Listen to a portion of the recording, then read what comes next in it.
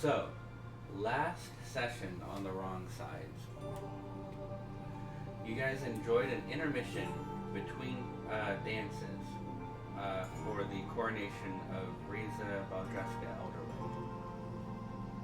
Gippu had a conversation with Mage King Lysanthir where he voiced some concerns about the confrontation between the Empire and the Drow, and postulated that it may be orchestrated by some other forces,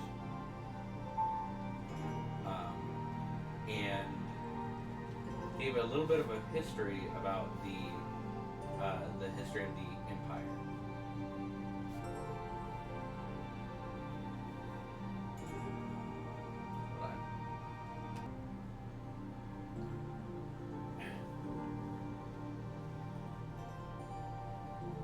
Now it sounds like it's echoing.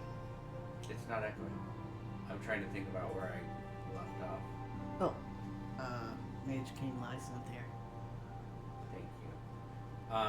Mage King Lysanthir gave a brief history of the Empire.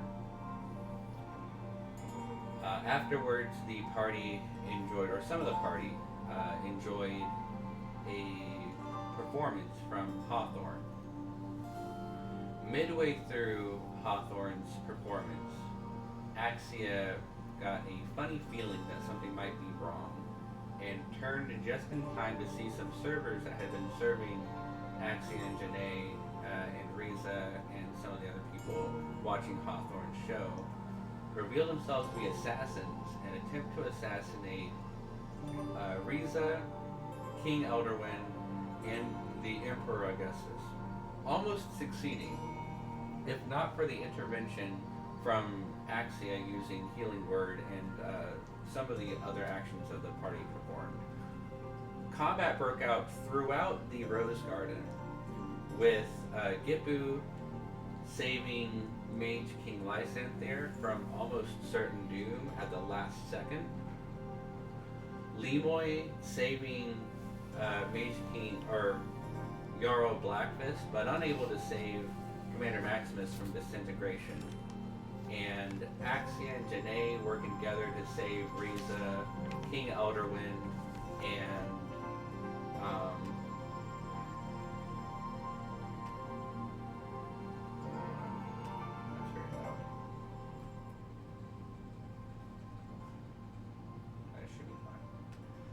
and Emperor Augustus.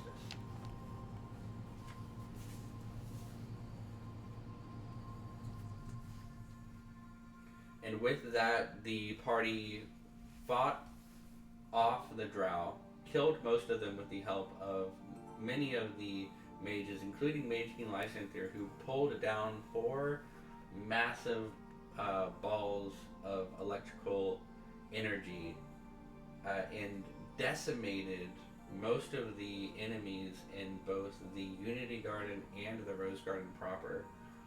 You guys fought off the Drow, used a card from the deck of Blessings and Curses to cast Mass Suggestion and force a surrender for the time being. Janae reconvened with a Soulmonger, a Shadar Kai assassin, who was in charge of leading one of the platoons, one of these groups of assassins, and casts Suggestion on them to force them to follow Axia's orders to surrender and answer questions honestly under interrogation. And with that, you reconvened as a group, had a moment of reflection, where you were joined by Riza, who basically asked Axia and the party to make sure that they kill, in the worst ways possible, the Lady of Night, the orchestrator of this attack, and the Queen of the Drow. We reconvene as Riza is getting up from the bench that you're all sitting on, and walking to the guest quarters to change his outfit. How would you like to continue?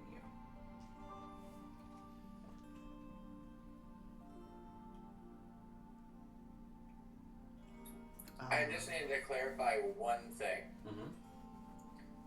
The spell that Janae cast was a dominate spell, not a suggestion, right? Dominate person only lasts for 1 minute.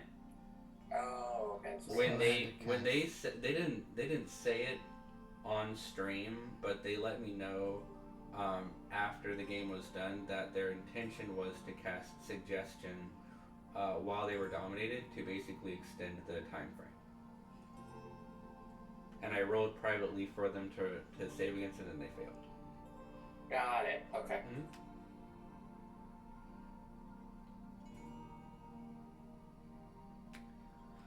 Where are we right now?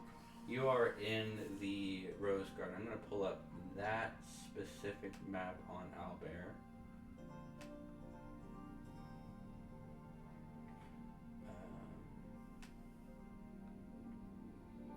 You guys are here. You would be somewhere in this area. There's benches that overlook the fountain. Or you could be on the sides here. There's benches that overlook the fountain over here as well. I'm assuming the guards are sweeping up the ashes. Sweeping up the ashes, gathering bodies, Yeah. taking bodies to the morgue to be disposed of. If there's any bodies that you would want them to hold on to for like speak with dead purposes, you can stop them on their way out. They're all going to be traveling it's not on this map, but about right here is the pathway to the stage and to the castle proper, like going off to the right. Okay. But they're all traveling they're all going to be passing you as they're gathering bodies, corpses, and stuff. And you see Rubeus cross from the Memorial Garden down to the Unity Garden where Mage King Lysanthir is. Maybe like 5 minutes after you sit down, while you guys are having that conversation, you would watch him pass by.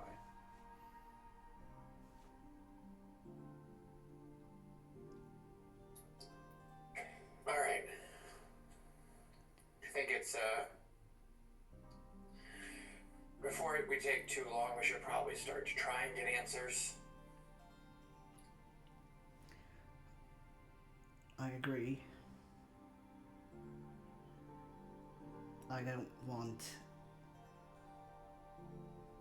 I really don't want this to overshadow the coronation, but it already has.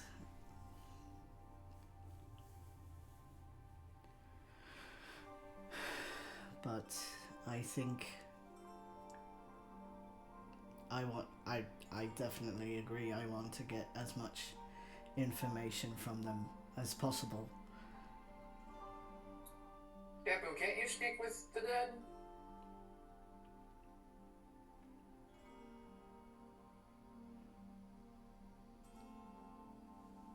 I'll interrogate Queen Bitch for you. Dan, if you're speaking, Mason's mic is muted. Go ahead again. Technically, not the dead. I always want to talk to the dead. Kind of sensitive. I mean, we could pick one so you could talk to them.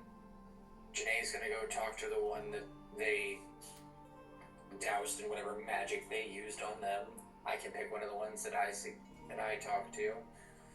I figure if all four of us and LIMOY, you can pick one too, since I suggested a bunch of them.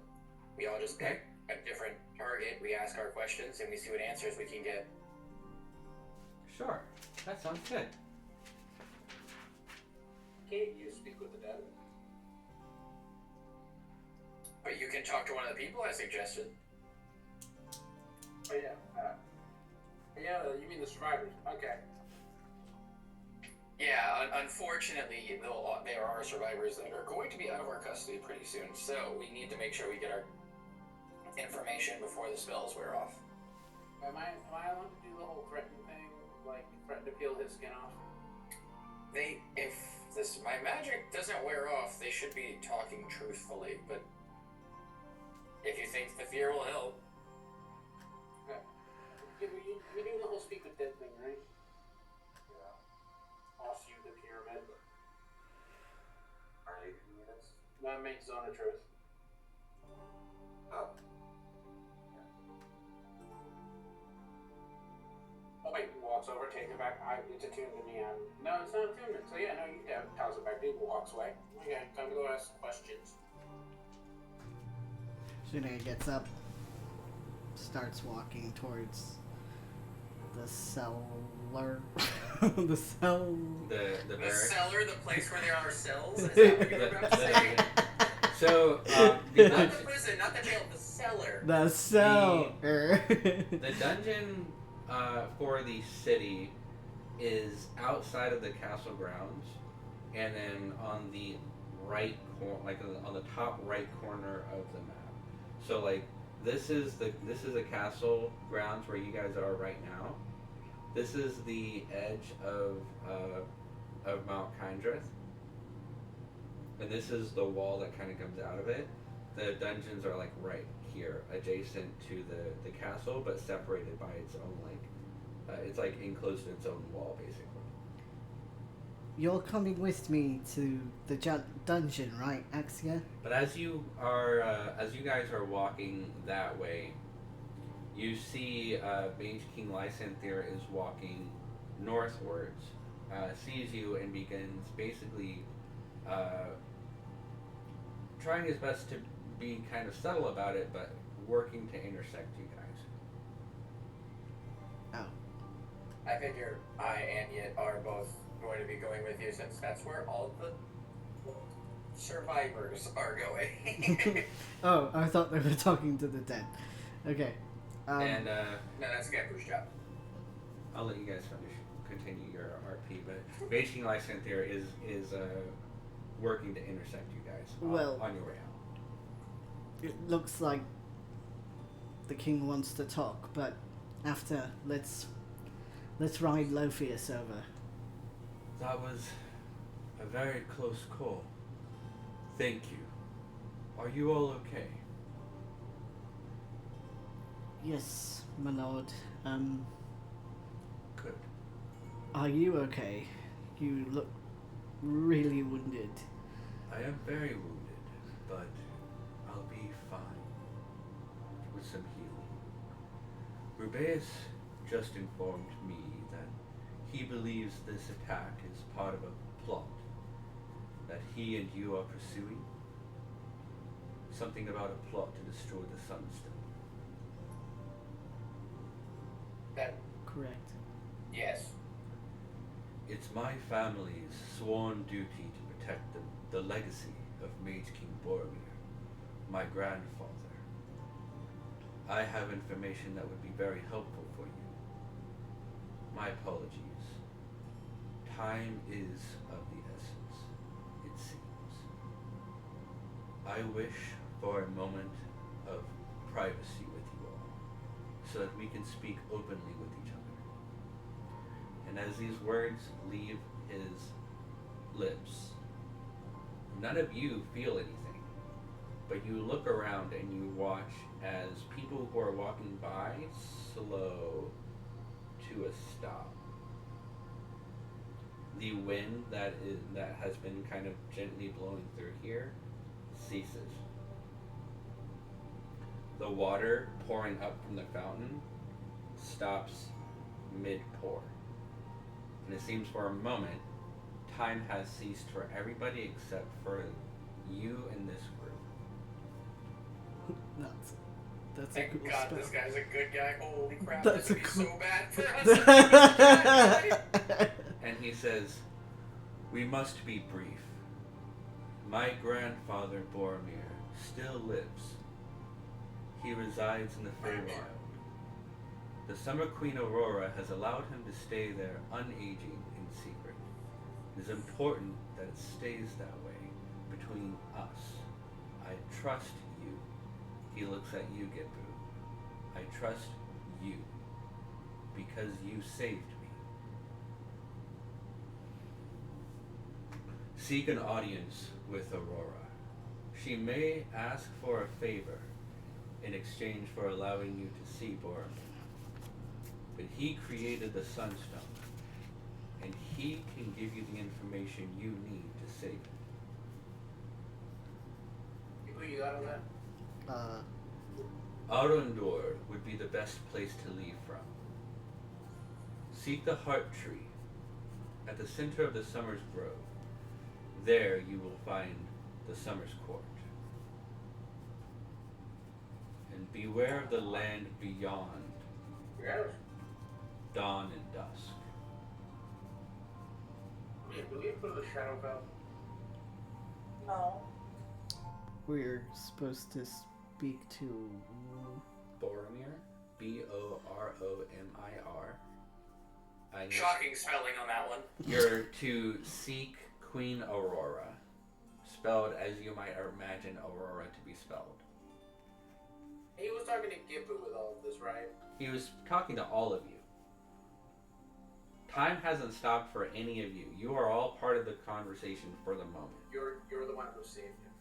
But he says to Gippu that he trusts him because Gippu saved him from dying. We need to go deal with fairy shit. Yeah, but just shrugs like. Again.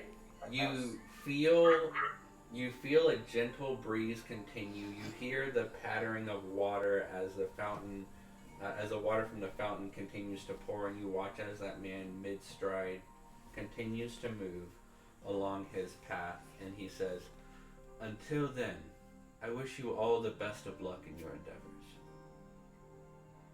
And he walks away. Glad you're okay.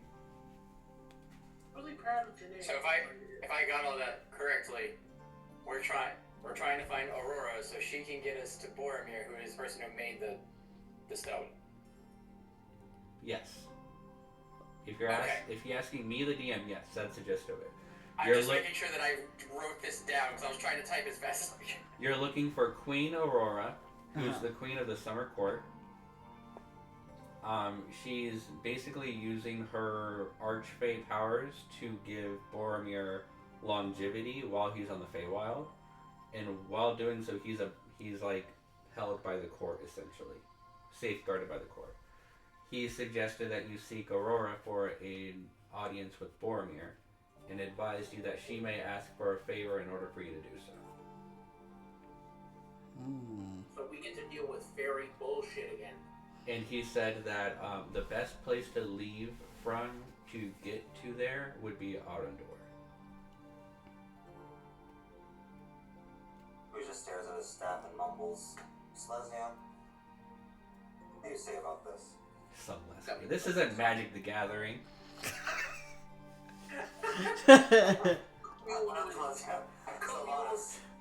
Commune with angels. He sounds You too, bitch! he sounds too familiar, too similar to the word. Sylvanas, Yes. I'm sorry that I did that to you. Lord? I'm sorry that I did that to you, Dan. That's what irritates me. What are you asking the staff? Just asking what does Sylvanas thinks of this whole going back to the heart tree. You feel a gentle, warm breeze over your shoulder. Kind of, it almost feels like it's gently pushing you forward.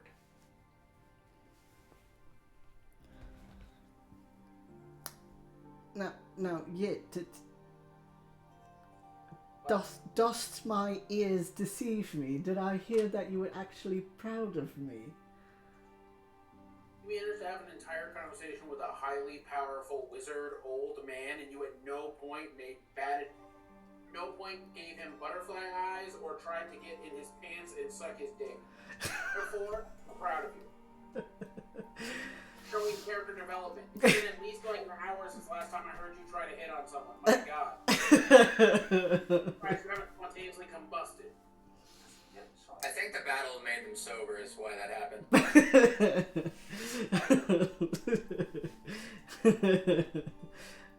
Give it about another 30 minutes before he tries to sleep with you.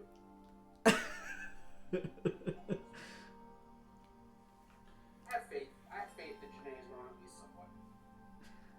As you guys continue your path, and you're walking towards the stage, and the path splits southward towards the entrance of the castle, where eventually you will make your way to the coronation of Riza.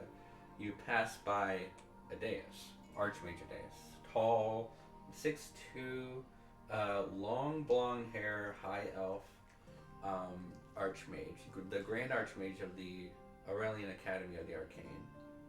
And as he's passing you, he turns and says, before I forget and before it's too late, I intended on speaking with all of you a little later, but time seems to be precarious now with all of the assassination attempts.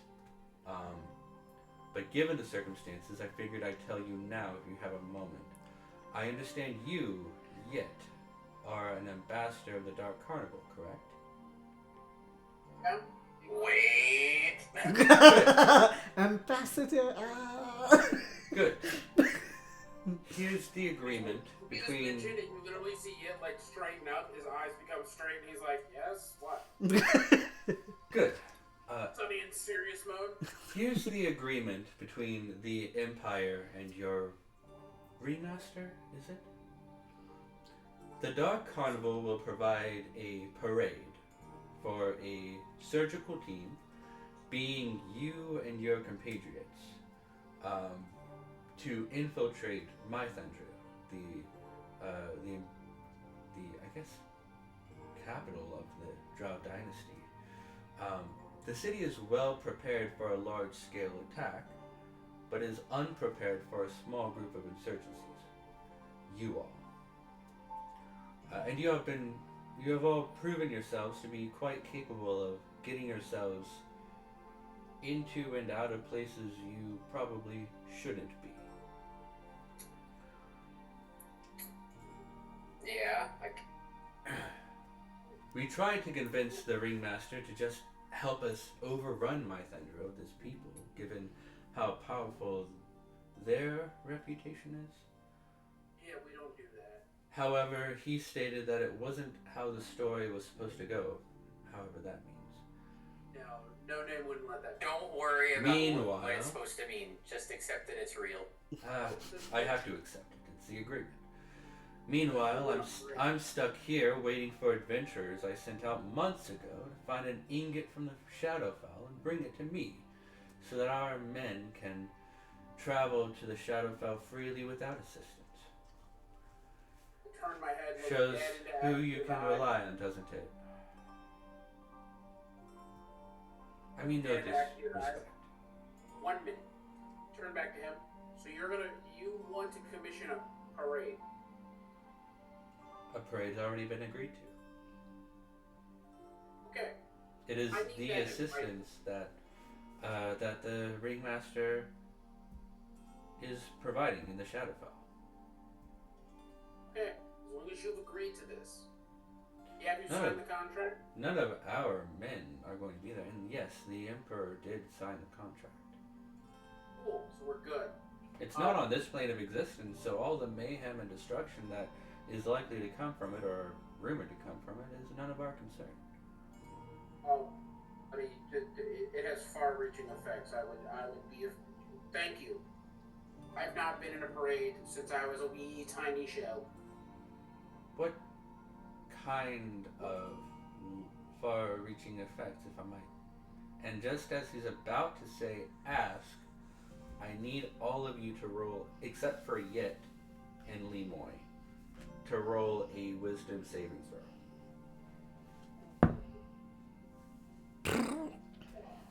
And I'm just gonna roll a percentile dice because there's no way everybody succeeds. Nope. No for Janae? Perfect. Let's That's a go. That's a 10. Okay, perfect. I love that. That's actually pretty fitting. Why? Don't worry about it. Goddamn. I rolled a 20. A 20? Okay. Okay. Cool. Okay, Mr. Cool Pants. Okay, good. Ah, ah, ah.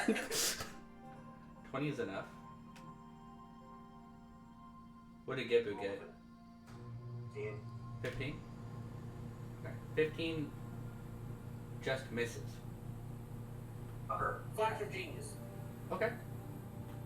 Can you turn the lights? Okay. Turn the lights? Yeah. Ambiance. Turn the lights? Ambiance. It's good for you. On the what? Oh my god. How many buttons? Well, that is so red. Why is it so red? Because I turned the red lights on in the room too. That's not regular lead, yeah. Red lights, not lead rights. Okay. My goodness. I'm just gonna stop. It's currently doing that pose thing where just his fingertips are touching on each hand. It's crazy to me that all of my sons that were working last week aren't working anymore. So, Jesus, that one's not working either. Hold on. Man wants to ask what the consequences of a parade are. Sir, shut the fuck up. We don't talk about it. The first rule of parades. We don't talk about parades. Nobody knows about the parades. There's a reason why Yip was like, did you sign the contract?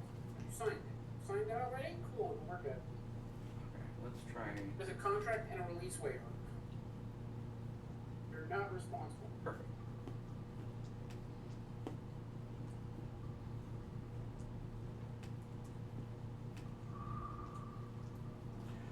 So, you all watch as the moon, which is currently like a waning crescent moon, takes on this reddish hue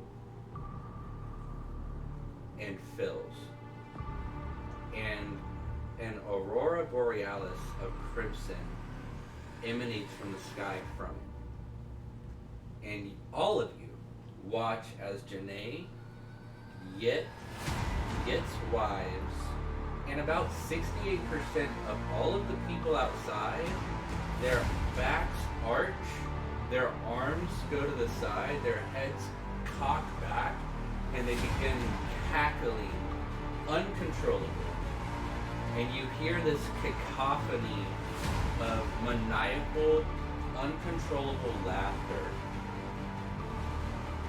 echoing throughout the city for a good 5 seconds.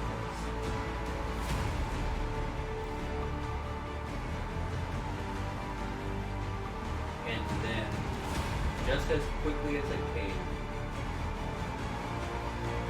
it's done. And you can turn the lights back.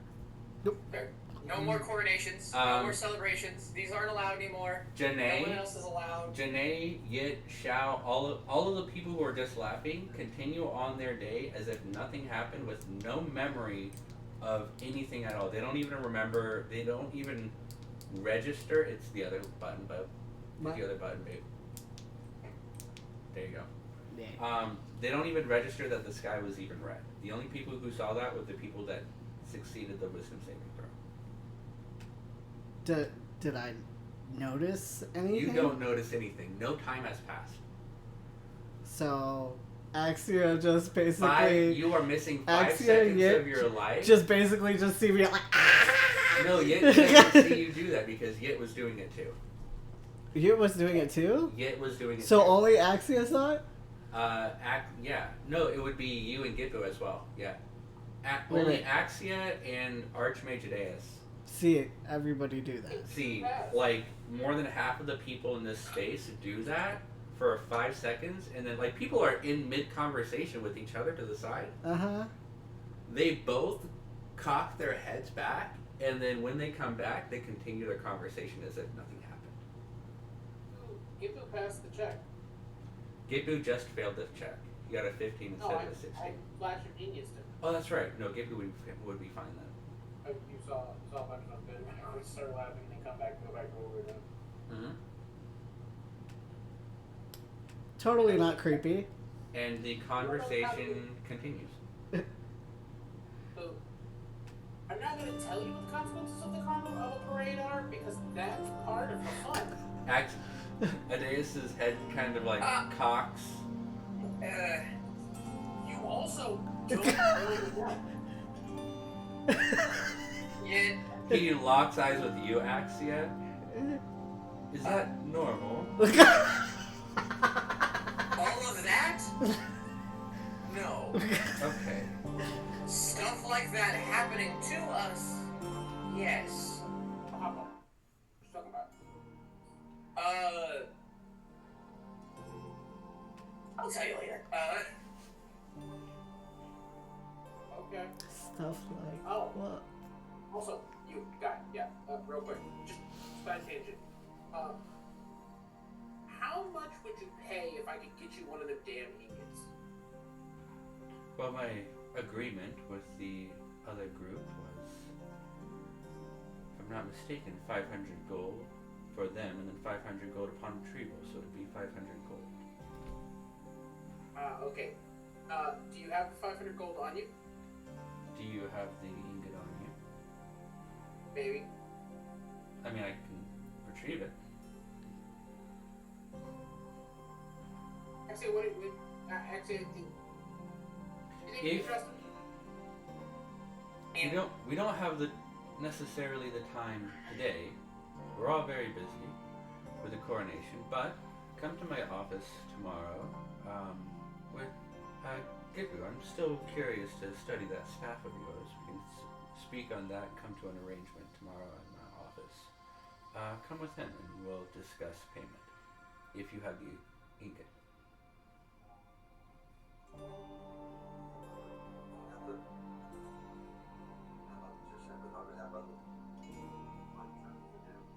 I mean, this dude signed up for a parade. I don't think he's completely within his right mind.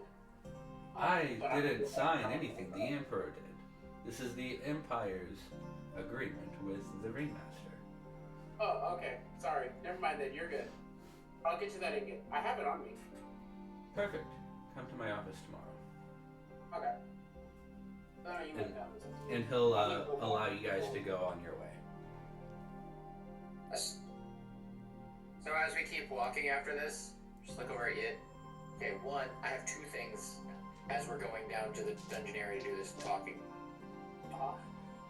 When you mentioned the parade effects, the sky turned red, you, Janae, and almost 70% of the people here started laughing maniacally for about 5 seconds, then all just went away and none of you seemed to remember any of it. Oh, the carnival's in town. It's about Is to that be. what- It's about to be. Is that what that means? Yeah. Second, since we seem to have been told that we're gonna be this strike team, and are we honorary members of the carnival now? I'll answer that with this. If the ringmaster approves of you, and Grandma says it's okay, you can become members of the carnival honorarily. Is that a good thing or a bad thing? It's not a bad thing. Yeah, like, you know how you're worried about, people coming after you and stuff for things? It's not a thing when you're part of the carnival. We don't let that shit happen to us.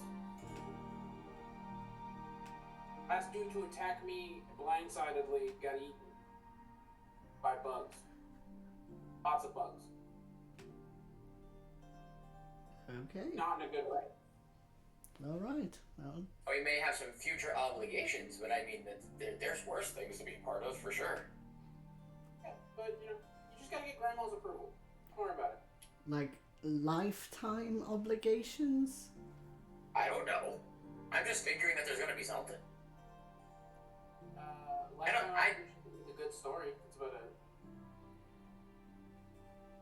I already got to see a bunch of the floating eyes out in space, basically already there. I got to wave hello to the people beyond. That's true. You got to see the Eldritch Author. Damn. You already get some brownie points. Everyone's gonna think you're the most popular man in the room. He already is. Chocolate. And interviews. Yes. Let's so go! You leave the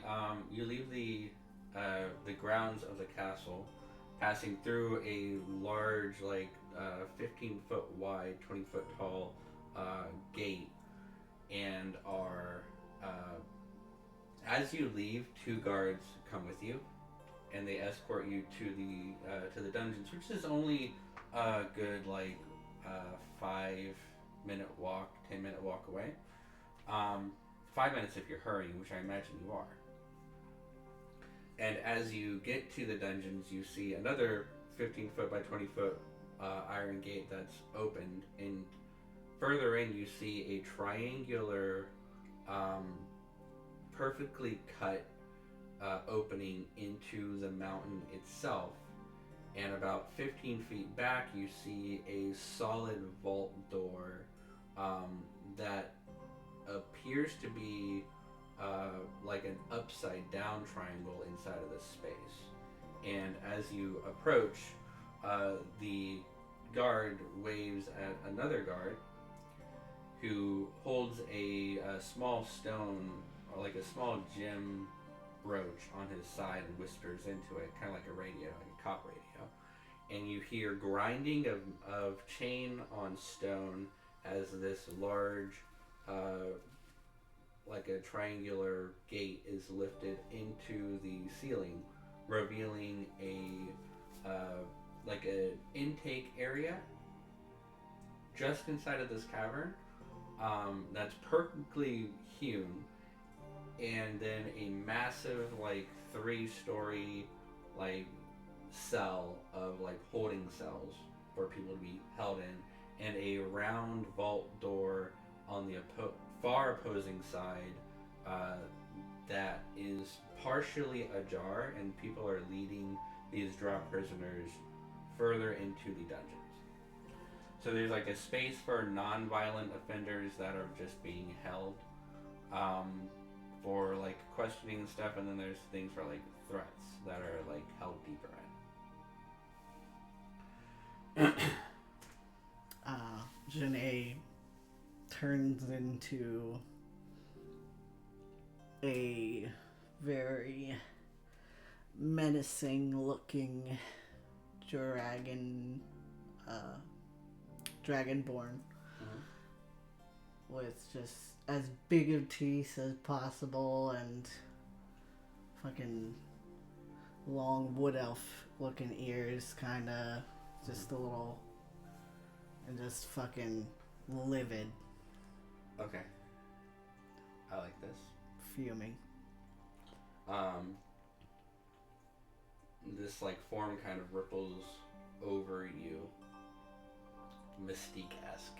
Like a red, like a dark red that fades into a lighter, like a bright red for scales. Okay, cool.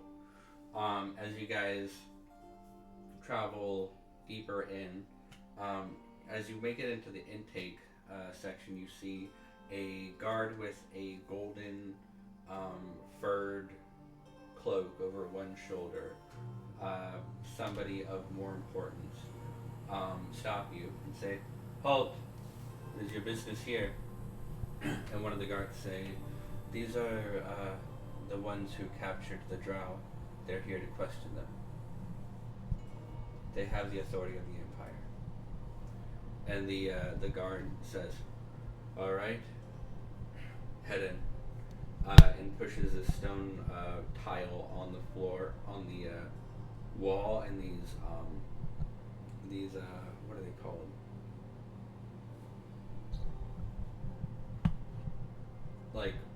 These iron bars that are embedded into the floor raise up, that are kind of bound along the edges, kind of raise up and allow you to follow.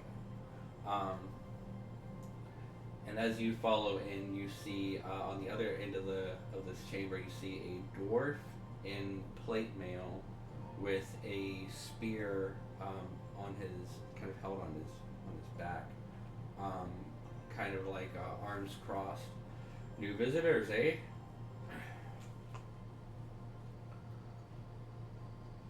Hopefully there won't be too much trouble. We're not their visitors, we're their captors. Oh, not you, I'm talking about them. Oh. What happened? Or there was a commotion at the castle. A lot happened. Is everybody okay? No. Nah. From the looks of it, I don't, I believe you. Alright, there's interrogation rooms down below. I'm imagining the number of them, they're gonna be held together. But my name's, Warden Yulric. Nice to meet you. This, like, bald dwarf with this, like, big bushy red beard kind of greets you as you guys pass through. As you make your way down,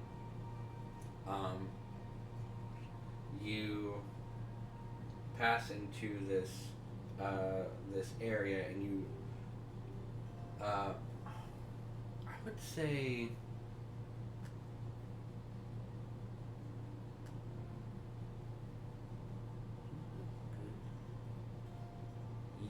actually.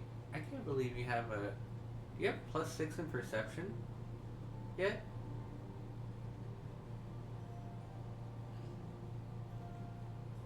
You're muted.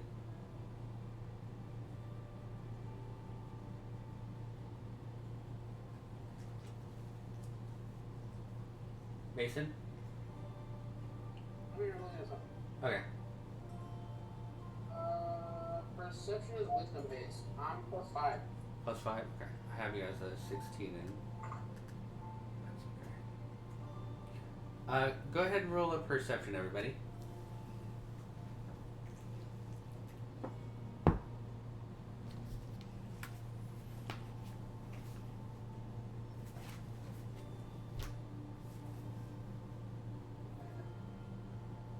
You do get advantage because of the Rod of Alertness, yes. Oh, much better. 25. 25, okay. 17. 17, okay, cool. 16. Okay. Janae and Gippu, as you make it down this slope, you see a very thin line of quartz embedded into the floor straight across your pathway. That is like just at the edge, like the bottom edge of the walls that extend outwards. Is this an anti-magic field? No. You saw this in the Colosseum. This is an activatable wall of force. Okay. Yeah.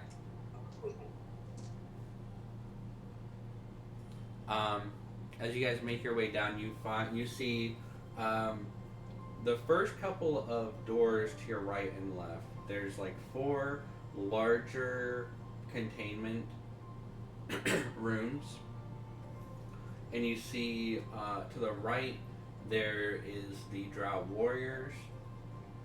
To the left there is the lone Shadar Kai, who is in the center of the room in a metal chair with their hands manacled to the desk, to like a table in front of them, and their ankles are manacled to the floor, and they have chains over their waist, manacled to the back legs of this chair that is bolted into the ground.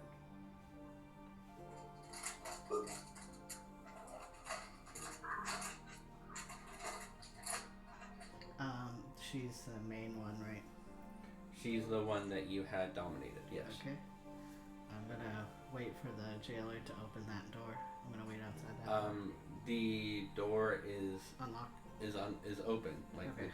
It's open. Kind of slid open, yeah. Okay. Both of the doors are open. There are people in there currently. There's like 4 guards in each chamber. That's kind of like standing guard, and they're well armored, and all of them have that golden cloak over their shoulder. I'm gonna pull up a chair if there is one. To the desk. There is, yeah. I'll sit in the chair Okay. in front of her. Sure.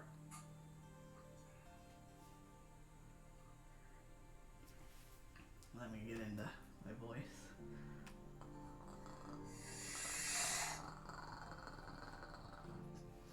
You've been a good dog.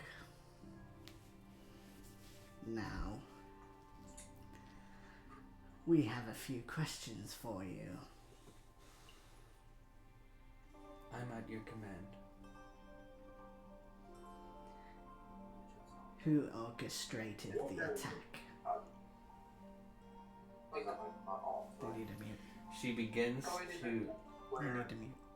Super dramatic, put up on the menu. They need to mute. Hey, Mason, can you mute yourself real quick? Mason, can you mute yourself real quick? Oh, sorry. She begins to speak haltingly, and you watch her mouth kind of... Don't do anything that would kill you. And she's struggling against the chains, trying to bring her head down. And you watch blood begin to drip from her nose and her ears. And she says... Don't say anything that will kill you.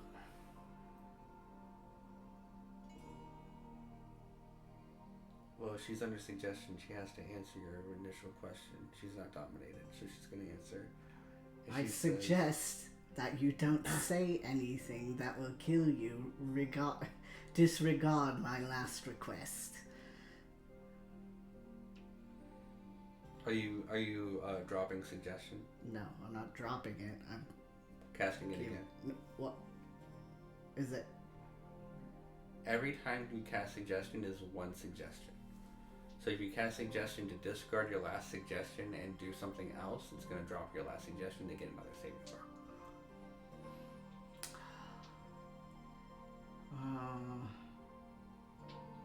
Shit.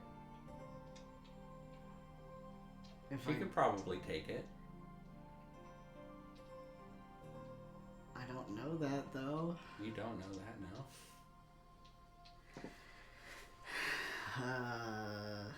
Well, it would be easier to speak with her speak with dead, wouldn't it? Not necessarily. You're going to get the answers out of her one way or another, you know that. Yeah. Okay. But you have just one moment before she says something. What's her hit points look like? Has she been healed? She hasn't been healed. She's bloodied, but not like fatally wounded. All right. And she says, the Lady of Night. And she's gonna take a 5d10 psychic damage. 5d10. Yeah. Ow. From Gage. It's crazy what the spell Geas does. Mm-hmm. I think it's 5, right? Fucking ouch. Yes. 27. Okay.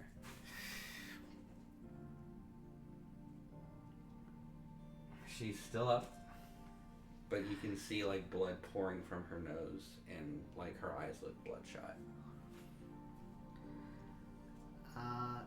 Do any of the guards know any healing spells? The guards are not here to heal the prisoners.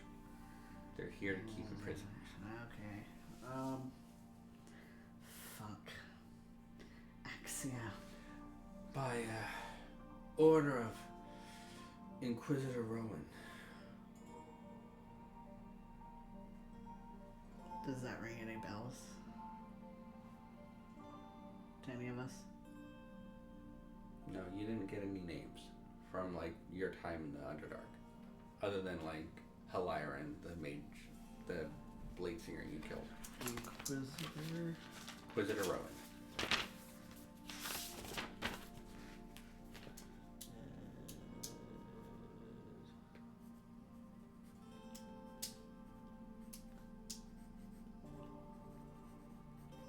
Inquisitor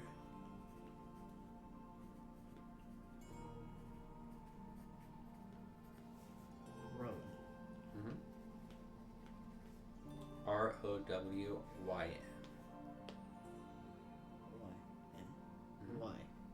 Yeah.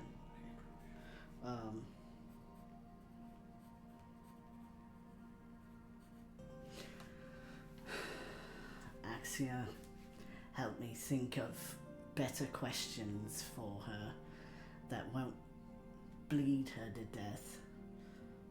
Well, I don't know what's bleeding her to death. Well, seems like anything regarding the Lady of the Night. Possibly. Then it sounds like someone's gonna bleed to death. Fuck. Do you have any healing spells left? Of course I do. Can you... I hate to ask. Can you... Ugh. I... Just give me a second. Thank you.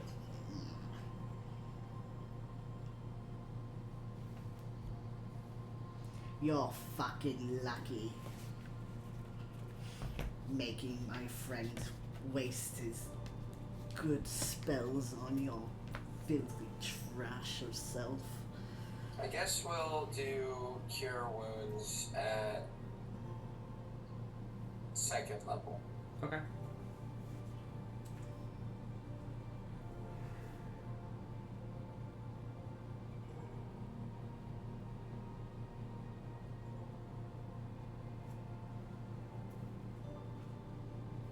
So 2d8 plus my mods, so 17 health. Okay.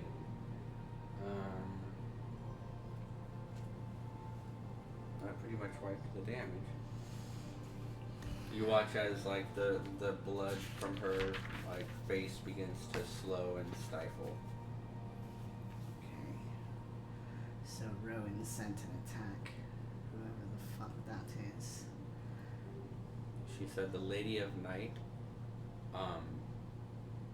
or she would have said Inquisitor Rowan on behalf of the Lady of Night. So Yeah. Inquisitor Rowan is like the person under the Lady of Night giving orders on her behalf.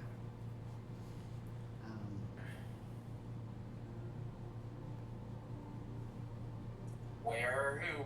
Both not bad options. Or why? Where, who, or why? Any of these W words, great question starters. Who, what, we, I where, feel what. like we know why. So then pick one of the other two.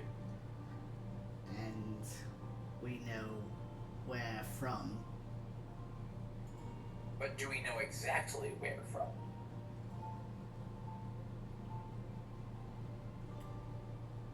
Meaning... Name of a town, city, building, landmark. In the Underdark? Yeah, but the Underdark is fucking massive. Ah. Yeah. Alright. That's like if I said, you know what? I bet I know where they are. They're on the material plane. Yeah. Oh, I guess we know where. We don't know where. It's all happening in Janae's head. Fuck. They're on Earth. They're close. There, that away. How far? That away. Okay. You go that way far enough, it also becomes that way. All right. Where is she and he located Exactly. presently? More details, please. I do not know he, but she is located in Mythandia.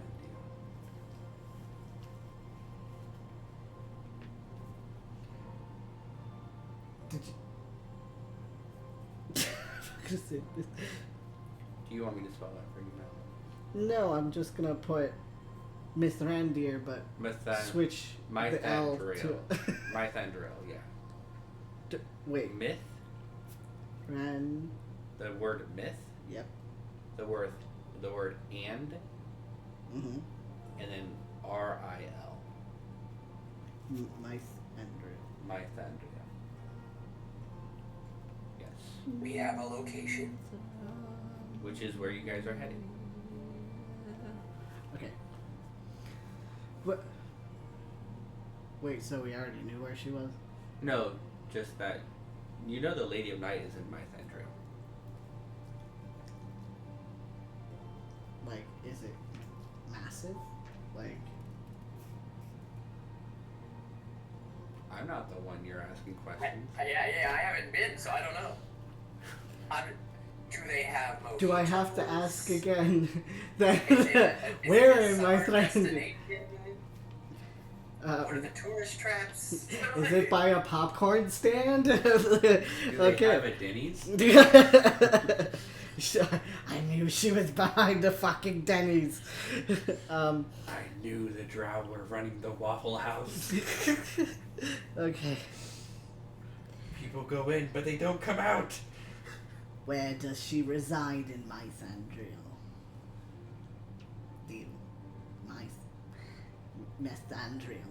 The Citadel of Chains.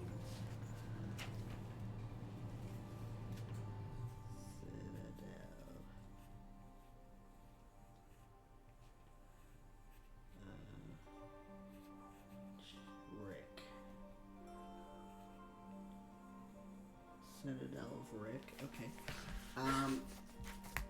No, I'm not getting sued today. The You already Citadel stole of the artwork. the Citadel of Richard. The Citadel of Dick. Morty. Doc and Marty. Okay. Okay. Crock and Party. What were her intentions if you had succeeded? To stop this war. To kill the leaders of your kingdoms. To kill Emperor Augustus, his son Marcus, King Elderwind, Prince Riza, Jarl Blackfist, Commander Maximus, General Rubeus, and Mage King Lysander. To destroy your leadership and your governance. Was she really so naive to think that with this small of a crowd that she had sent, that she would have won? Even with this small of a crowd, we almost succeeded. Ask Commander Maximus if we were enough. Wait, what? Commander Maximus? Ask, He's deceased now. He's Ask- making a rib at you. ask Oh. Commander Maximus if we were enough.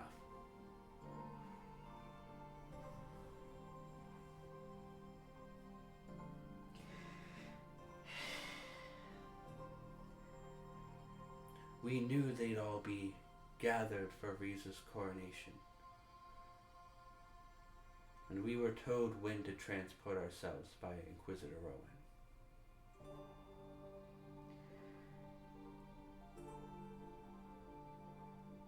You did take his life. And don't worry, you will pay for it with your own. I'm But- not afraid of death. We all die. You'll die too. That's the least of your fears right now. Now,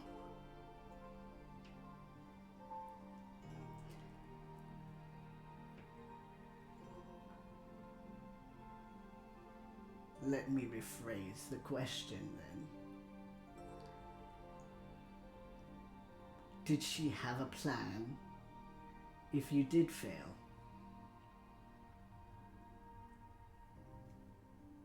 If she did, I wasn't part of them.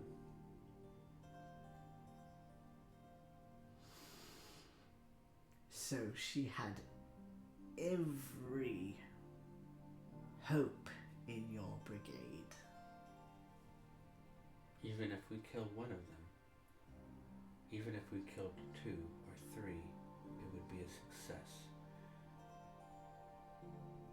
It would be a blow to your leadership.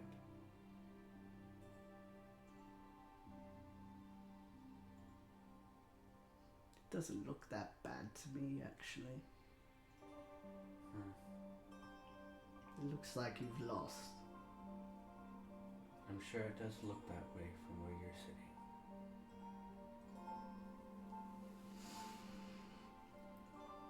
How else do you think you've succeeded then?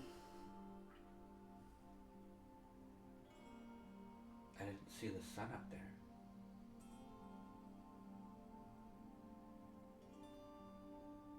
What does she mean by that? The Emperor's son.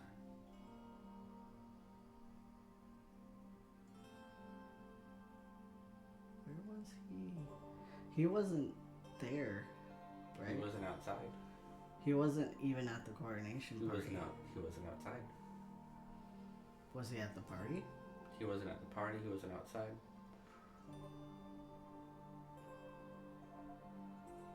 But as she says that, there's guards in here that are overhearing this, and one of them steps out and runs out. Why run out? Just message him. Not everybody can cast sending. Oh, Janae, the picky spellcaster, why don't you just use the magic forehead? I mean, I will give Axia a look and be like, in his head, can you send a message to the Mage King and have him check on his son? The guy It's the Emperor's son. Emperor.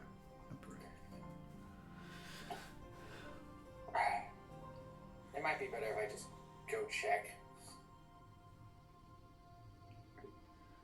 Alright. Because if something happens and one of us is there,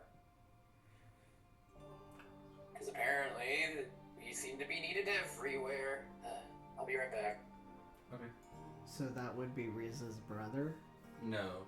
Riza is from Galen, Emperor Augustus's son. The Emperor's son, Marcus, is who they were after. So he wasn't next in line or anything? He is next in line.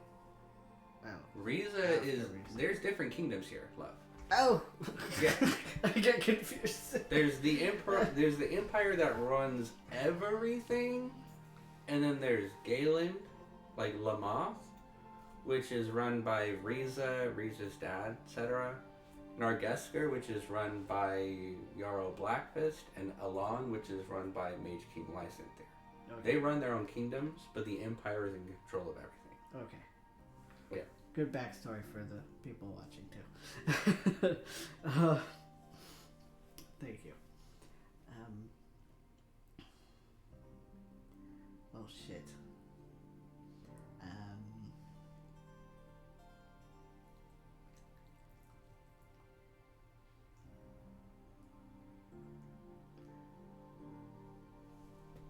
You got any questions?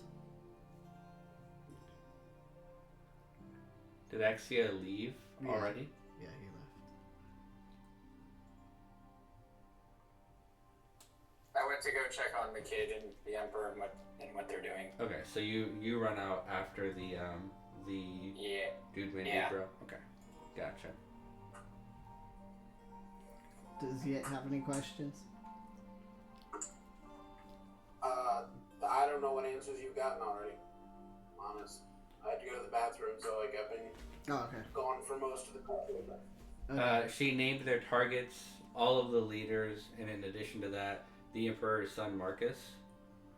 And they were told that they knew that everybody would be gathering for Riza's coronation, and that they were told by Inquisitor Rowan when to transport themselves to the garden. And that they were tasked by the Lady of Night by Inquisitor Rowan on behalf of the Lady of Night. That's the information you've gotten so far. And that there may have been an attempt on the Emperor's son.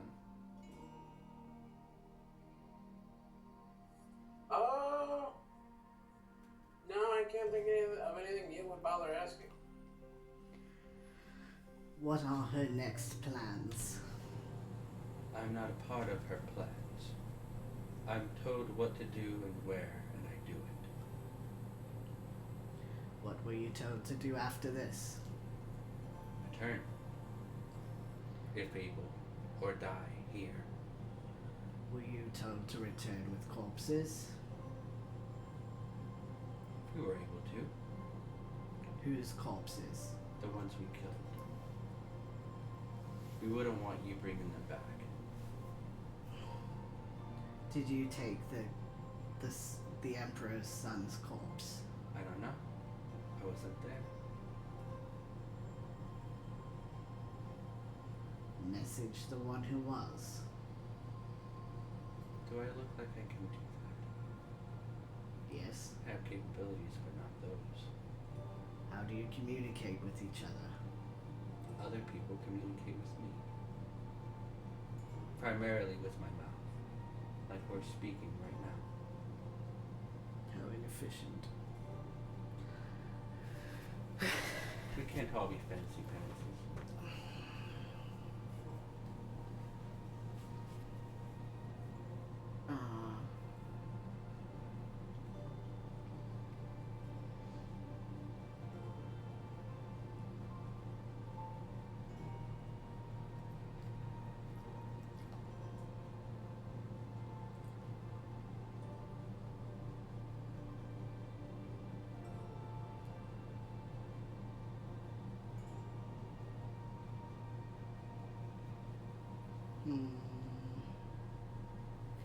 Were there rumors of what the lady would do? Or future plans with us? I know she was very upset when we murdered one of her concubines. Oh, you. Who are you? I'm her favorite. I doubt that. Well, she did choose to stab me in the back first, so I must have been somewhat important to her. The Wrongsides. We have a kill on sight order for you. Too bad you couldn't get executed. Not yet. Not yet. There's still time. As if you were going to walk out of here. I know I'm not walking out of here.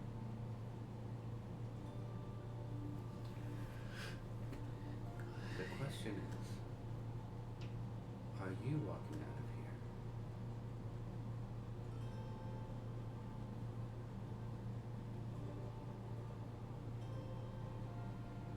And I need you to roll a Constitution saving throw. Okay.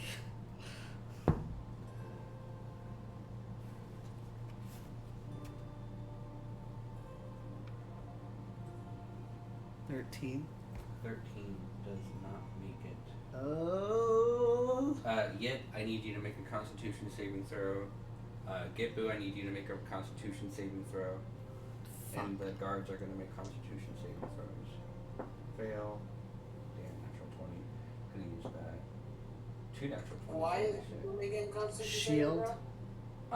Because the Soulmonger broke suggestion, which she took damage from Gase. Shield. Does it help with Gippu's this? not here. Gippu is in the other room interrogating the other dudes, right? Or is he? What is Gippu doing? Gippu went to the bodies to do the whole revive the speak with dead. Oh, okay, I got you. Then Gippu's fine. But you can roll a Constitution saving throw. And what's the range on this bitch? Everyone in the kingdom make a con save now. Wouldn't I have noticed the Not spell dropping? Not necessarily. No. Not necessarily. Okay.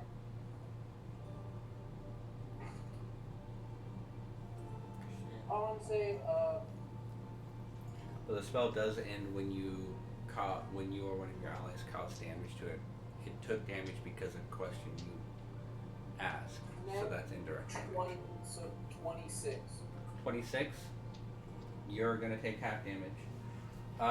You're not gonna die from this because you're at like 132 hit points. Yep. You decided to- 113. You just 113? Yeah. Oh, never mind. I didn't heal.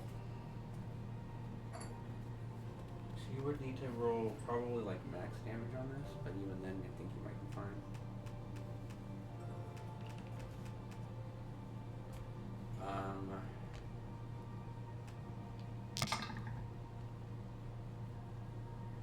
You take 45 points of psychic damage, and you suffer 1 level of exhaustion. And she's gonna take that damage willingly.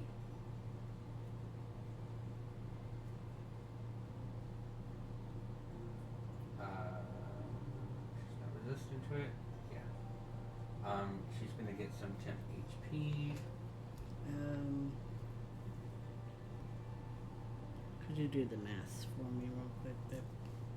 Yeah, give me a second. Cool. I don't feel like doing paper math. 45 minus 113. 113 is...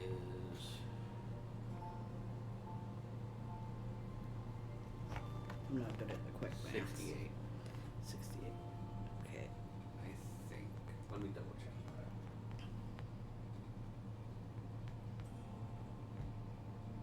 Yeah. Cool.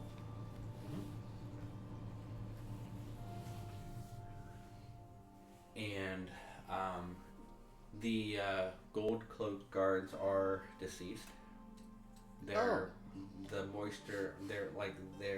You watch them like clutch their head as this darkness quickly wraps over them and clings into them, and you watch like blood pour out of their eyes and nose and ears, and they drop dead. And as soon as they drop dead, like a half dozen guards rush in. 2 of them are gold cloaks, and they're going to cast Hold Person each on her. It's going to be a fail. She is paralyzed. And they are just going to stab her to death. They're not going to take any chances with her.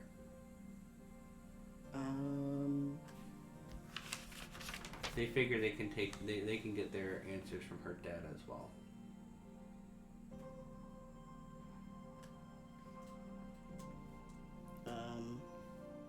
Unless you stop them. Yeah, I'll say.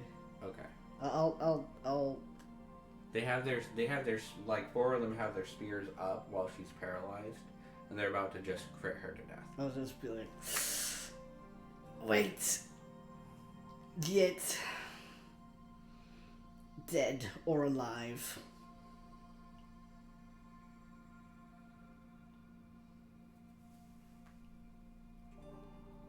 You asking me if I want this person dead or alive? Yes. Oh.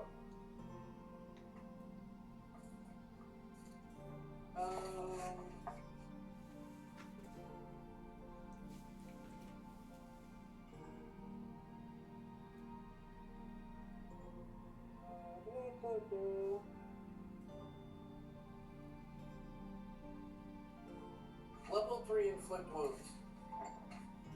Okay. Well, I mean, they were about to stab her to death. I was just holding them off. I know, but I want to shoot her with a laser. Okay. So you touch her on the shoulder and cast the spell. She automatic. I'll let you roll if you want to, with advantage. But I'm pretty sure it's gonna hit because she's paralyzed. Do a dex save while you're chained and paralyzed. And it's a point blank attack. 20 to hit.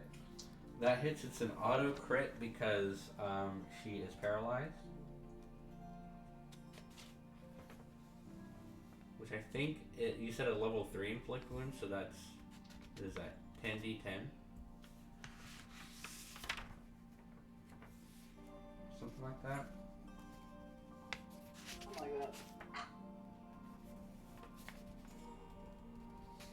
3d10, so 5d10.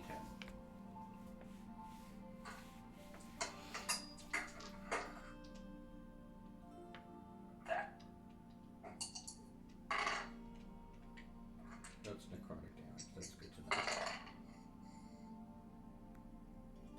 know. Isn't she immune? I thought they were immune to necrotic. But it doesn't know that. He had been battling with them, Nope, it didn't get to fight anybody. but we had fought them previously. Not this type of person. This is the first time you fought a soulmonger or Shatterkai. Would I know to communicate that to him? I think with this being a gut reaction, it would be too late. I'll just tell the guards to kill her then. But as you touch her and release this spell, it doesn't seem to have an effect on her. Oh, okay. But the guards, taking that as a sign, immediately ram her through with their spears and then ram her through again, using both their attacks, critting both times. While they're doing that, I'm going to attempt to rip her head off. Strength check. Claws.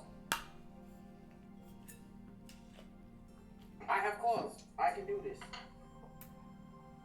It's completely within the realm of possibility. If you have proficiency with athletics, I'll let you use athletics. I like how we're doing like this chill music, but it's like hyper violence. Yeah. I'm not proficient in it, but I did roll a 25. Okay. With a 25 and the damage that they're doing with the spears, you're able to like, you come behind her and grab her from underneath the chin, and your claws dig underneath her jaw, and you grab like over her eye, like inside of her eye socket, and you put your other hand on her shoulder and wrench her head off of her body. Please tell me she was still alive when that happened. You don't hear a death scream because she's paralyzed. Yeah.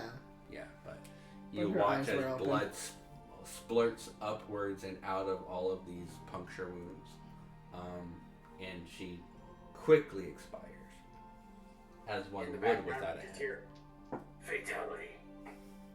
Finish her. No, that's already been done. I just did a fatality. Yet waits. Axia. At that time, you make it to the castle. Running the whole way, it's not going to take you more than like 3 minutes-ish to dash there. And the guard is yelling for people to follow him. And he runs through a corridor to the right and up the stairs. And then around, like up this like spiral staircase. It goes up one level and then up another level, and then he exits on the third floor of this castle. He runs down the hall, slipping on this slick floor, but catching himself, and then getting up kind of quickly, and then running down this main hall. At the end of this hall is a door that's painted this like maroon color, and it's got this like golden filigree over the center of the door that reads Marcus in like Roman style lettering, and he throws open the door, and inside of the room is empty. You don't see anything. You see a bedroom. The blanket is folded over as if somebody had gotten... Actually, you know what? I'll let you roll investigation for this. For more details than that. But you see that the bed is not made. That's the obvious detail. It's dark in here as well, but your devil sight lets you see clearly in this space. So was I able to inspire myself on the way over here? Of course. Yeah. Okay. I'll let you do that. You would have the reason to do that and the means and motivation. And investigation is what we're rolling for here? Yes, investigation. So 19. 19. Okay. The 19. The blanket is thrown over from the top corner as if somebody had removed it from themselves, not from the top down as if somebody else had removed it for somebody. You see the bed is crumpled in as if somebody had been laying there for a while. You feel the bed and you feel the mattress is still divoted where a body would be. It hasn't been too much time since whoever's been in this bed has left the bed. And you see a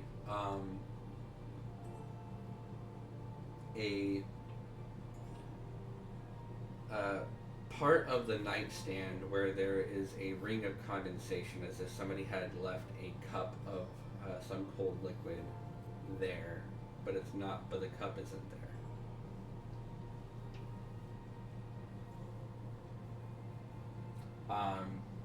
Besides that, you don't see anything in this room. Alright, and I'll share with the guards that are there. I'll point stuff out as I'm doing it. Alright, so do you think he's still in the castle? Best guess, if it happened during the fight, Okay. it would have. They could have. If they know any sort of teleportation magic, they could have just left. And we wouldn't have known because we were in the middle of saving everyone else. Well, they wouldn't have been able to teleport out of the castle. There's a forbidden spell across the entire castle interior to stop others from teleporting in and out. What about the castle grounds? That's how they were able to get in.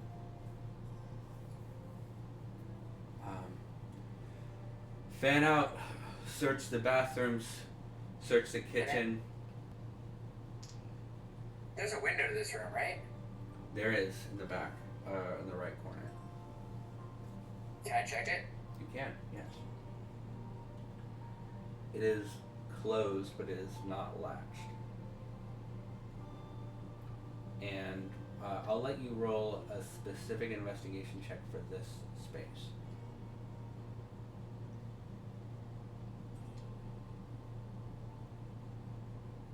I'm gonna use the inspiration just because I think I'm on to something.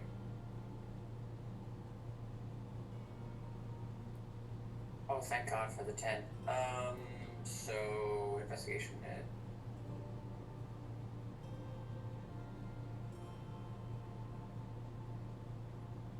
$26. 26. That's really good. The door opens upwards from the inside and closes downwards like a hatch.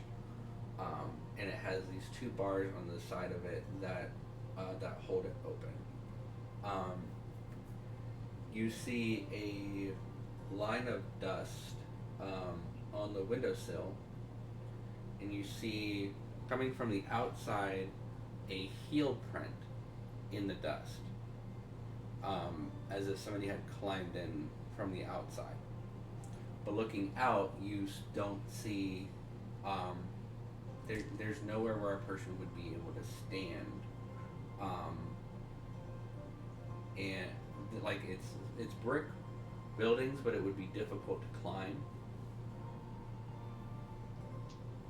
I look up. And there's no balconies. You look up, and this is like where you are is kind of like in the back corner of the castle, and you look up and you see a back parapet, like a conical roof on the back corner of this castle, but you don't see any like windows or doors or anything like that go into that space, at least from where you are. So they could have just, if there was a spellcaster, they could have flown up here. I grab one of the guards real quick. Okay. Is there anything against flight on the castle grounds? No, nothing against flight. Only teleporting into or out of the castle itself. Well, then I bet you that they're not in the castle anymore. Come here. He looks where you're pointing at that heel print. If they I'm flew gonna up have from the him ground, roll an intelligence check. It's pretty high. That's odd. well, if they had the ability to fly, they could fly up, break their way in through the window, take the kid, fly out. No, that's not what I mean.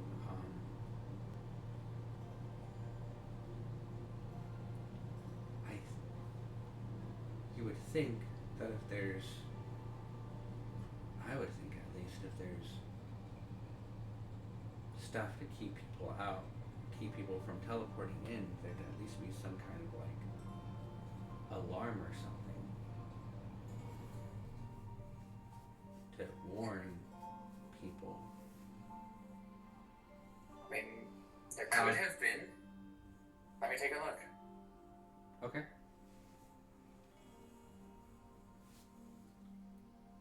Roll an Arcana check. Actually, roll a perception check first.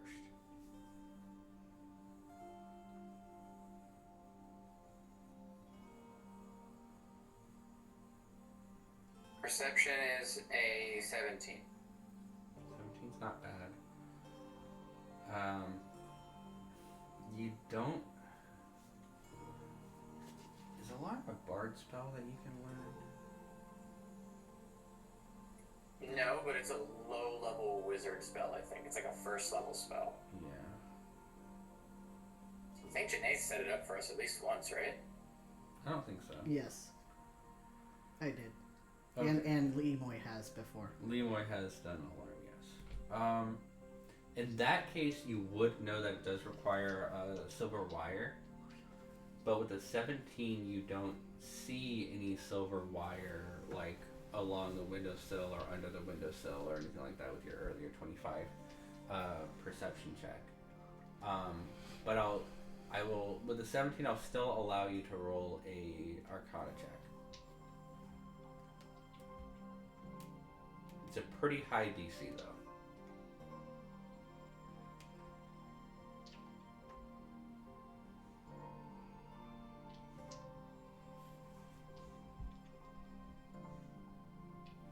Without inspiration, that's about as high as I can do, because I don't think I'd be allowed to inspire myself again in this moment. But 24. 24, okay. So yeah. You do see etching on the latch. A small, finely detailed, engraved arcane rune on the latch that you recognize as an arcane lock. That's broken. Looks like there was some sort of device on the door. Good call. But they broke it. Or door window. Yeah. But they broke the lock there. So I would say that you dispelled enough of these runes, like enough runes. You know the signs of that kind of magic, and this was dispelled. So there's two things. They either A, knew that this was here, and so they brought someone who could dispel it, or it was just someone who was very well prepared and could do it, just in case. With how much this attack seemed so coordinated, they must have known ahead of time that the castle was rigged. They must have, right? But if they knew the entire inside layout of the castle,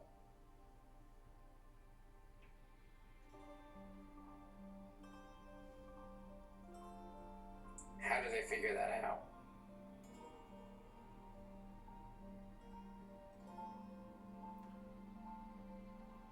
might be a spy? I don't want to. This is you and me and the officials, and the only ones we can actually trust. Keep this to yourself. Who Because if you say, who can we trust, though? I know one. Who? I don't know who in this castle, but I know my friend.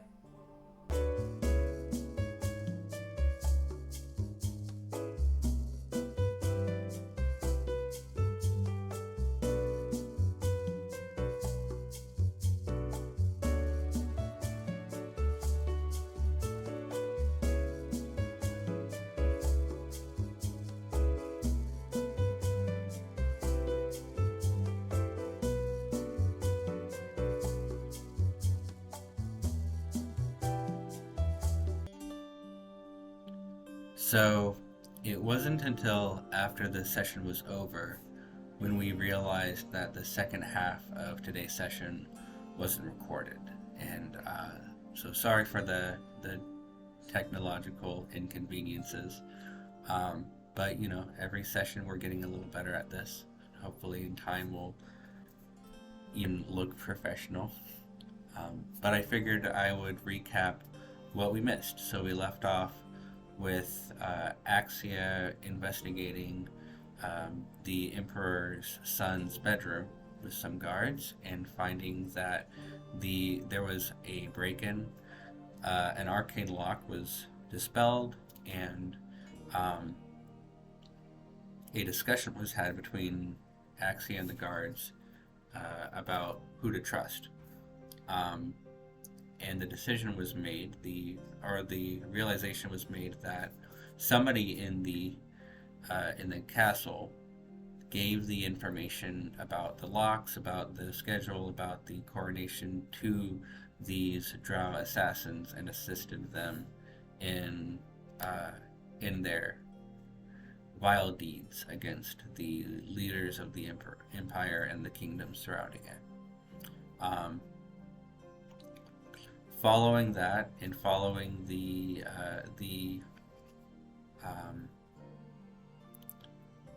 interrogation by Janae, Gippu approached one of the drow dreadnought, the heavily armored drow warrior that had almost killed Mage King Lysanther, and used his Staff of Sylvanas magical artifact that he owns to cast Speak with Dead on this drow. And upon casting Speak with Dead and asking its first question, its nose began bleeding out of its ears and collapsed, being under the effects of gas. And because Speak with Dead prohibits you from asking the same question to the same corpse within 10 days, they're blocked from that corpse for the time being. They also come to the realization with past events when they've tried to cast and Speak with Dead with other drow warriors that have tried to assassinate them in the past. It seems every drow is under the effects of gas.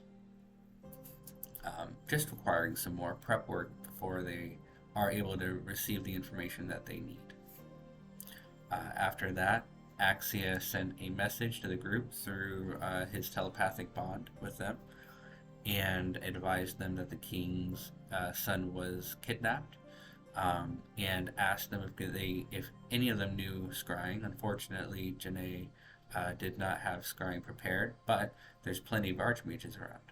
So, Yit, using his ring of air elemental control, which is empowered because of destroying an air elemental earlier in the campaign, flew from the barracks overhead, over the wall, and found Elder Ashira, Riza's cousin, and asked Elder Ashira to come with him to the prince's bedroom, where she used a piece of bed linen from the prince to scry on him, and did not find him, coming to the realization that the prince is in a different plane of existence.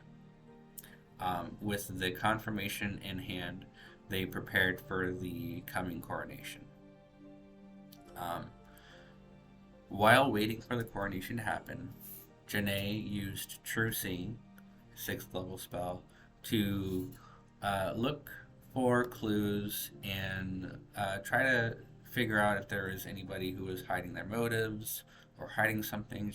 They didn't find anything particularly alarming except for an imp, an invisible raven who, with the true seeing, could see through the invisibility and through the shape-shifting, saw a tiny red man with tiny horns and tiny wings clutching onto a chandelier on the ceiling and just watching people. And upon being messaged by Janae, using the cantrip message, the imp seemed surprised. And looked around, asked who was talking to him.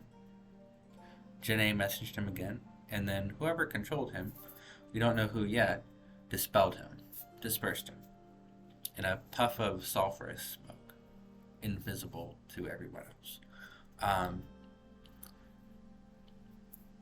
The other thing that they found was scrying sensors set within the foyer of the castle, and some people disguising their clothing, but that's normal for this kind of gala.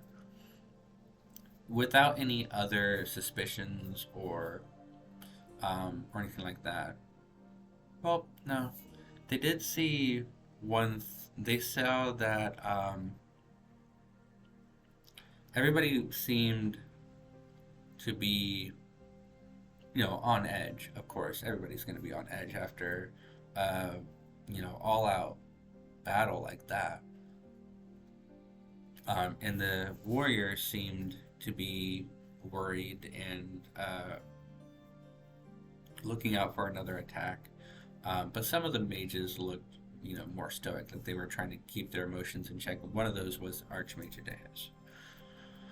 So they go through the castle or through the hall to the throne room. They're split into two aisles with warriors or soldiers making an archway using their spears, and Axia led Riza down this archway down this aisle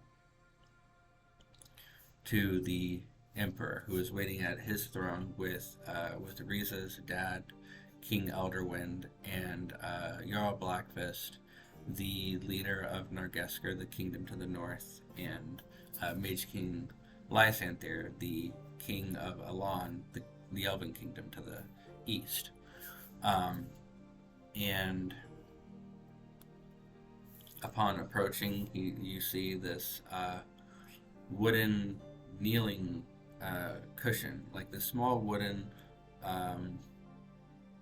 stool, essentially with a velvet cushion on it. Riza kneeled on the velvet cushion, and the coronation began. And the Emperor, in his Italian accent, says to Riza, Prince Riza, Valjeska Elderwind, do you accept the responsibilities of the throne? I do. With this cloak, he says, I do, and the king presents him a cloak. He says, with this cloak, I bestow on you the duty to shoulder the responsibilities of leading our people. I pray it gives you strength to lead with the dignity to know that which you do and that which you do not, and seek wisdom where you lack it. I pray it gives you strength to lead with purpose, to perform the duties asked of you, and provide righteous rulership to all our people. I pray it gives you the strength to lead with the courage to do the right thing, when doing the right thing is the hardest. I accept, says Riza. And the king lays a fur-lined red cloak on the back of Riza's shoulders, and then takes the crown off of his head and says, with this crown, I bestow on you the duty to lead with wisdom, to measure your actions on the scale of justice and righteousness, and to be steward for all people of Galen. I accept, responds Riza, and the King Elderwind, his father, places the crown on his head and says, "It is my great honor to abdicate the throne to you. I know I leave it in better hands." At this point, the Emperor speaks up.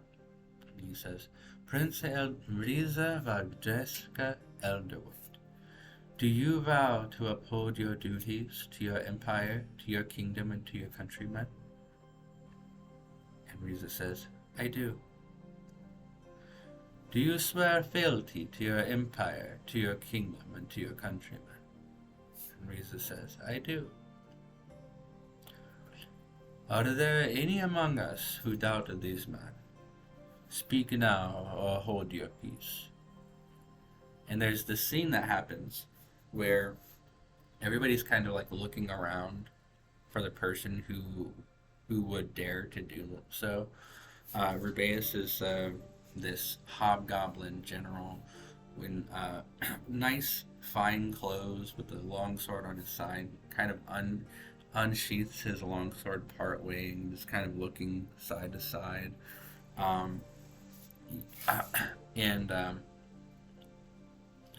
With the absence of anybody speaking up, the Emperor continues. "Prince Riza, I hear your people love you. I hear they trust you. Do your best every day to earn that trust and love. It is the greatest treasure any king can have. With the power vested in me by the throne, by the leaders of the 3 great kingdoms, and by the people of our grand empire, it is my honor to bestow upon you the title of king." Everyone in attendance, excluding the Emperor, kneels. And the Emperor raises his hand and says, "Arise, King Riza Valdreska Elderwind. Sit regnum tuum longum pacificum et prospero. May your reign be long, peaceful, and prosperous." There's a huge standing ovation. Everybody's applauding. And there's this moment where there's a big hug between Riza and his dad.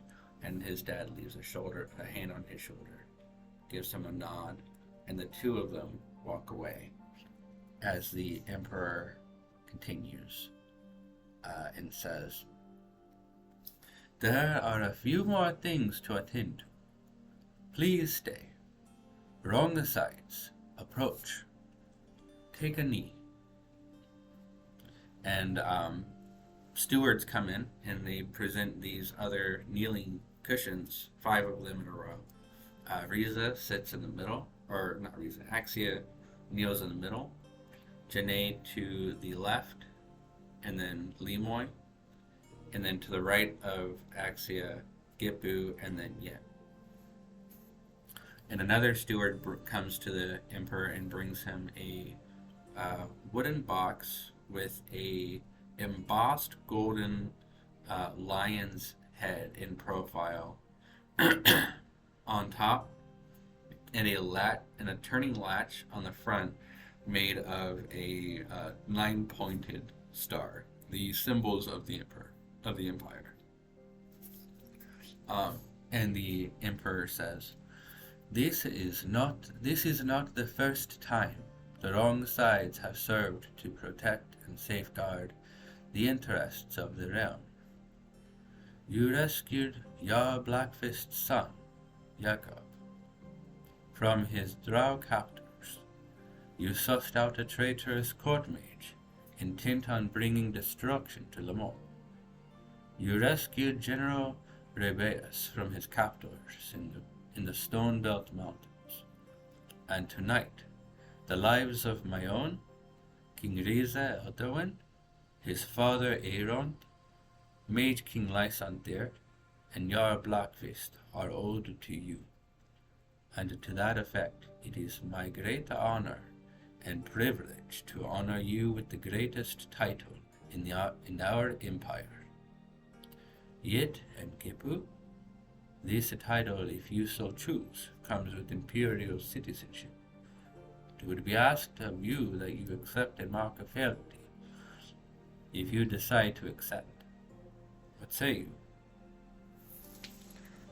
Considering the ask of them, this mark of fealty is a 5-pointed copper star on the back of the right hand, a magical brand given to either races that are not indigenous to the continent, or that are typically violent, such as goblins, orcs, gnolls, kobolds, dragon, and kobolds and like drow.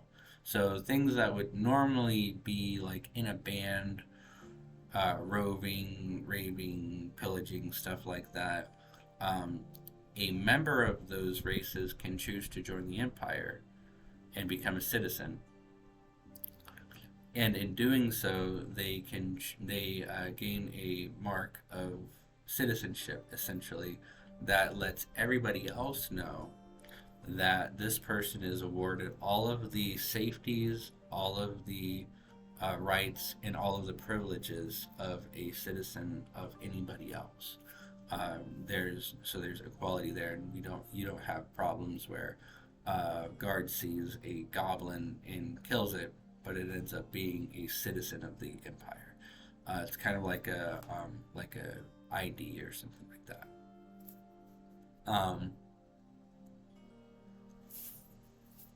Both of them decline. Gippu because he has a different home, and Gippu because he's not sure about the commitment, or if there would be a commitment. And the Emperor accepts and respects their decision and continues. He says, "Wrongsides, it is my great honor to dub you the protectors of the realm, and honor you with the Medal of Solace. The Empire is indebted to you, and this medal is a symbol of that debt.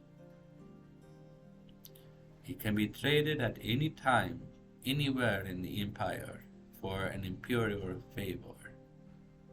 Until then, it will serve as a badge of office within the Empire, so that all who see it will be reminded of the great services you've performed for us."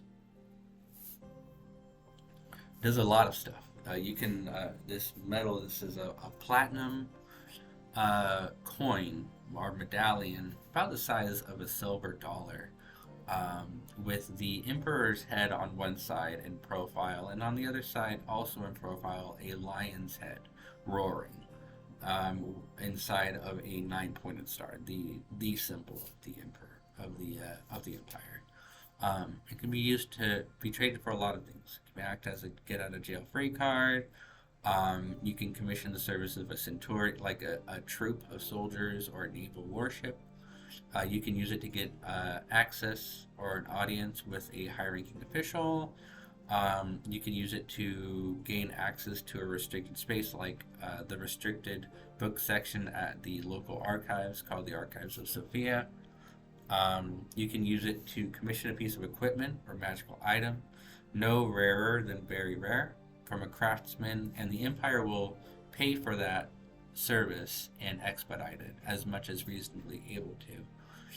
You can also request a service from an archmage within the Academy of the Arcane, or the Circle of Elders, with the governing body of Alon,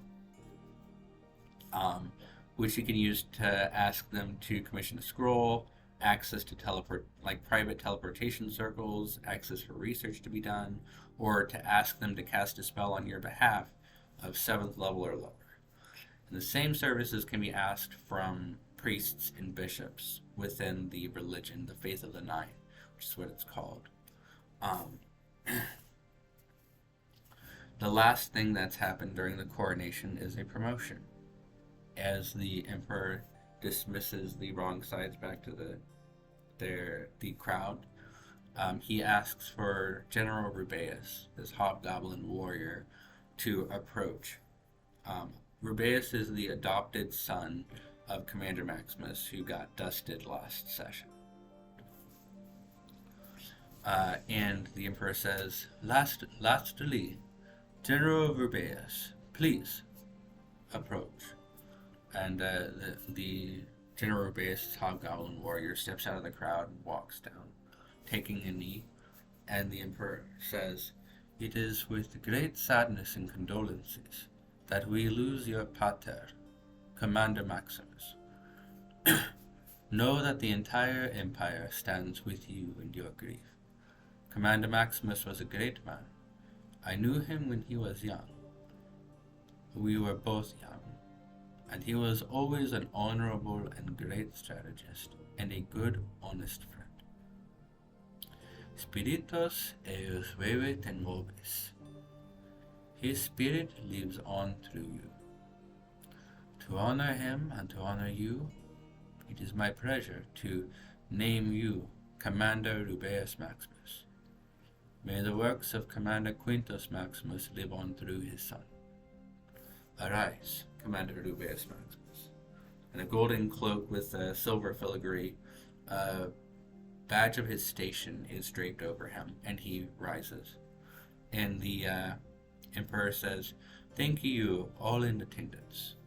I apologize we had to cut the celebration short. Please enjoy the evening. Feel free to partake in the local festivities tomorrow for Unification Day.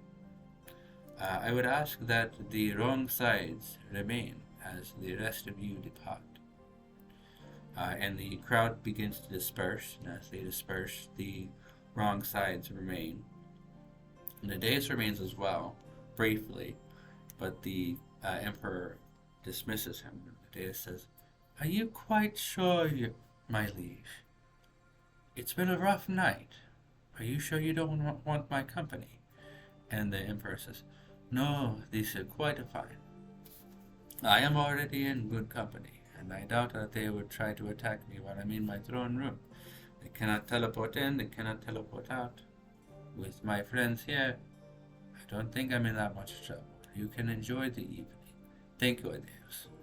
And Adeus leaves, leaving the Wrongsides. And the Wrongsides and the Emperor have a brief conversation about the kidnapping of the Emperor's son. This is very concerning for him, obviously. And in that conversation, the Wrongsides revealed that they had gone through a similar ordeal before with the Jarl's son, Jacob Blackfist, and revealed that it took some time for the Drow to, it took some time for them to get to the son, but by the time they got to him, he wasn't being mistreated. He was being treated very kindly and being treated very hospitably. And this was concerning for Axia in particular, who didn't know what the Drow had in mind for the son, if they were trying to manipulate him or something like that. And the Emperor mentions that he had heard that the Drow make use of doppelgangers. And this was concerning to him. But that it gives him some ease of mind that they have some time. And asks Yit, the ambassador of the Dark Carnival, if the Dark Carnival can arrive any sooner. Yit sends a message to the ringleader, and the ringleader responds saying that he would do what he can, and that he could possibly push another day, meaning he could possibly come a day earlier. Yit gave this information to the Emperor. The Emperor told them to enjoy the rest of the evening, make preparations, and that he, in addition to killing the Lady of Night and ending this war, he wanted to make sure that they brought him back his son. That this was a priority for him. The Wrongsides agreed, yet said that it was third from the top of his bucket list, and that it was this is a very high priority for the Wrongsides, You don't hurt kids.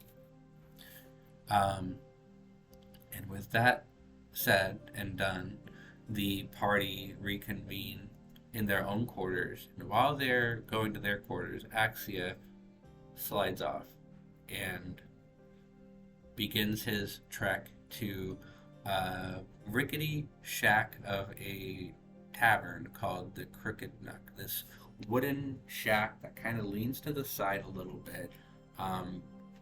Looking at it, you don't really know how it stays standing, but the name of it is accurate. It is crooked, and it is a nook. So, on his way though, Axia communes with a patron of his, well, kind of a patron of his, the Crimson Herald, a devil from Axia's past that he had previously made an unknowing deal with that came around full circle earlier in the campaign, which I'll discuss in a different video that'll be coming out shortly. And he asks the devil about contracts, wording of contracts, how one would make a contract appear official. The Axia under the assumption that he can't make contracts, but he wants to scare Hope Devine into doing what he wants her to do, which is to help the Wrongsides remove this gem, this cluster of arcanite, this material made of raw, condensed, intangible, physical weave that can be used to harness and expand and manipulate and amplify magical energies, which backfires with Janae when Janae dies. They explode in magical force, releasing all of the built-up magical energies inside of them outwards in a deadly explosion. And the party, they don't want that to happen, so they want Hope to help. Because Hope was a part of the group that did that to Janae. The previous Archmage of Enchantment, Donovan Albright was his name. He was the one who embedded that stone into Janae's chest, and Hope was there watching when he did. And that event caused Janae to explode for the first time, killing Donovan, apparently. They found out later that he's still alive somehow. But now the party is seeking Hope to make amends and help them fix the problem that she helped create. So this devil, the Crimson Herald, tries to seduce Axia into making a deal with him for more power. The power to make contracts, perhaps, was on the table, but Axia refused, and the Crimson Herald accepted and respected the decision, told Axia to continue thinking about it. He had a lot to offer, and posed the question, what are you doing with your soul after you die? You're not using it. It might as well go to good use. And offered Axia a job as a steward or a contract writer or some clerical position, not on the front lines, not putting himself at risk, in the background, doing good work. And even stated, I'm not asking you to be bad, to be evil. You can still be the good Axia that you are now. But you would work for me after you died. Axia seemed to think about it, but pushed the thought aside, moving on to the Crooked Nook, where they found a half-orc woman fixing a chair that was used in a bar fight to bludgeon another man unconscious, who wakes up in the middle of this tavern and is asked to go home. Axia gets some drinks, There's some haggling done by this half-orc woman who notices a ring on Axia's finger and figures he has money. He can afford the gold to keep himself inebriated. Axia gives the gold for their silence instead. And then sits in the middle of this small, rickety wooden tavern until a old woman, not the green tiefling that he had seen at the party prior, Hope Devine's natural form, but this old woman, squished face, comes to sit next to them and reveals herself to be Hope Devine in disguise.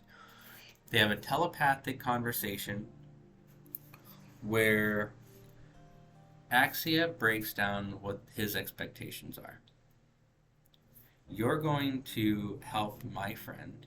You're going to help remove the gem from my friend's chest safely, or at least help them control it so they don't explode. Hope being all in on making amends and apologetic truly about the part that she played in Janae's past, agrees. But agreeing isn't enough. Axia wants some assurances. So he conjures a contract using his creation bard abilities. When he does, I have him roll performance because he wants to make it look infernal, which he knows infernal because of this double mask that he wears that gives him fiendish qualities. He can see in magical darkness. He has resistance to fire, and I believe cold. And he has the ability to read, write, and understand the infernal language.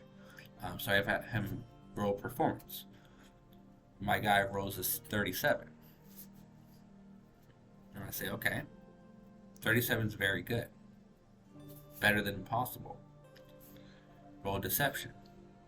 This is for the wording of the document, to make it sound officious and sound legitimate. And he rolls a 30. 30 is impossible. It's supposed to be an impossible roll. They do it all the time. It's not really impossible. But that's a 37 on performance and a 30 on deception. Given his background and what he's wearing, I gotta give him something, right? So as Hope signs off and finishes writing her name, and the quill leaves the paper, the blood on the paper burns away, and the contract burns away into ash and smoke and disappears. And in that moment, I have Axia roll an insight check, and he rolls a 29. And with the 29, the moment the quill leaves the paper and the contract burns away, he feels a connection in his soul and knows that the contract took hold. And not only that, he knows that the source was himself. And somehow, some way, he managed to create an actual fiendish contract with Hope Devine. The details of which are, during every waking moment of her existence, while she is not working or performing reasonable actions necessary for her survival, she will be working diligently to ensure and to research and ensure the successful removal or control and sustenance of the gem, this crystal inside of Janae's chest. And if she does not, Axia will know about it, and she will be wrought with nightmares, keeping her awake until she dies of exhaustion or complies. With this fiendish contract set, the session ends with the realization that Axia created this contract himself. That the fiendish qualities this mask is giving him might be growing, might be expanding, and might be turning him into something more. And with that, we ended our session. The story is getting really juicy, and I'm really excited for where it's going to end up. So I hope you're enjoying watching it as much as we're all enjoying telling it, and I hope you join us for the next session. Thank you so much. Till next time, bye-bye.